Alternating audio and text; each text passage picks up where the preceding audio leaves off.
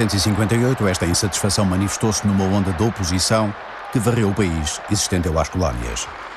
Afastando o Craveiro Lopes, Salazar escolhe como candidato do regime às eleições presidenciais o almirante Américo Tomás. Com o apoio de parte da oposição, candidata-se Humberto Delgado, um general em ruptura com o Estado Novo. A sua campanha entusiasmou muitos portugueses. O regime tentou então por todos os meios garantir a vitória de Américo Tomás. Na Guiné, nessa altura já estava no serviço dos Correios e Telégrafos. Estava num ponto mais ou menos chave e foram tomar todas as medidas que o Humberto Delgado não devia ter nenhum voto. Quando foi as eleições do Delgado, em plena praça, o administrador que disse assim: "Oh, tenente", eu era tenente, "Oh, tenente, já ganhámos as eleições."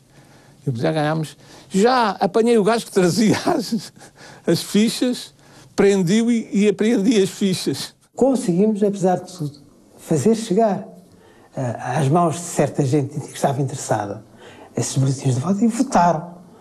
E aquilo foi um escândalo quando apareceram alguns votos, mas uma coisinha mínima. Mas mesmo assim as autoridades ficaram muito desapontadas que aparecessem votos a favor do Humberto Delgado. Eu estou convencido, e muitos de nós estamos convencidos, que as eleições em Sá da Bandeira foram ganhas por Humberto Delgado. O Delgado ganhou na totalidade em Moçambique. E ganhou especialmente na Beira, ganhou em Lourenço Marques, ganhou em Boano, que era o centro militar do sul de Moçambique, ganhou... Houve, de facto, uma grande aceitação, mesmo dos brancos residentes na Beira. Apoiaram Humberto Delgado, porque os negros foram muito poucos na altura.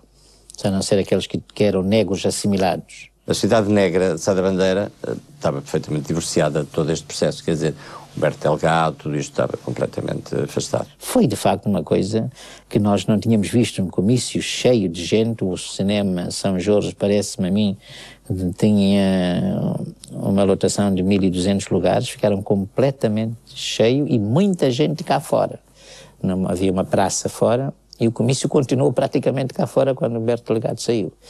E aí a polícia começou a prender algumas pessoas, entre as quais eu próprio. Nessa altura ainda tínhamos certas ilusões, digamos que combater o colonialismo era combater o fascismo, a ditadura em Portugal. Então tínhamos alguma esperança nessas eleições do general Humberto Delgado. Quer dizer, que se houvesse uma mudança, as coisas mudavam também. A esperança era que Humberto Delgado pudesse mudar a situação em Portugal.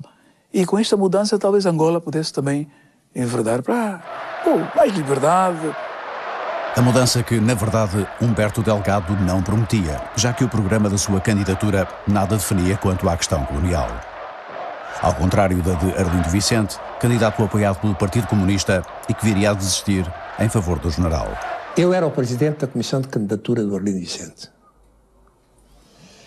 E começámos o nosso trabalho orientados no sentido de abrir muito o jogo político, abordando-se o aspecto da autodeterminação e da independência de Angola.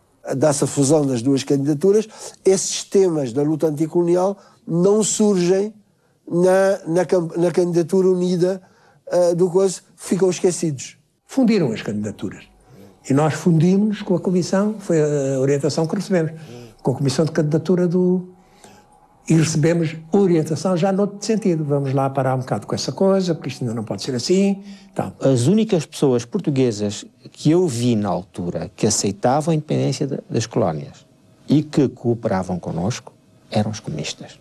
Eu penso que a oposição em Portugal, nessa época, era mais claramente anti-salazarista que anticolonialista. Muitos desses antifascistas achavam que estavam habituados a uma questão de educação, etc., de formação, que tudo era Portugal e que éramos todos portugueses, desde o momento que houvesse liberdade estaríamos todos bem à sombra da bandeira portuguesa. A ideia que provavelmente, de um modo geral, a oposição alimentava era que um regime democrático em Portugal poderia criar um novo relacionamento com as colónias que as não levasse à ruptura. Se enfrentavam a indiferença da oposição portuguesa, os nacionalistas africanos contavam, no entanto, com apoios na frente da luta internacional contra os impérios coloniais. E nesses anos 50, alguns deles iniciavam a sua preparação política precisamente na capital do império que contestavam. Então estudantes cruzam-se em Lisboa futuros líderes, sobretudo do MPLA, da Frelimo e do PAIGC, e investigam à margem da universidade. Nous, avec la création du Centre d'études africaines, nous voulions d'abord nous réafricaniser, si vous le voulez, n'est-ce pas? Parce que le travail d'assimilation portugaise qui avait exercé son influence sur nous, nous avait interdit de connaître, n'est-ce pas, nos propres racines.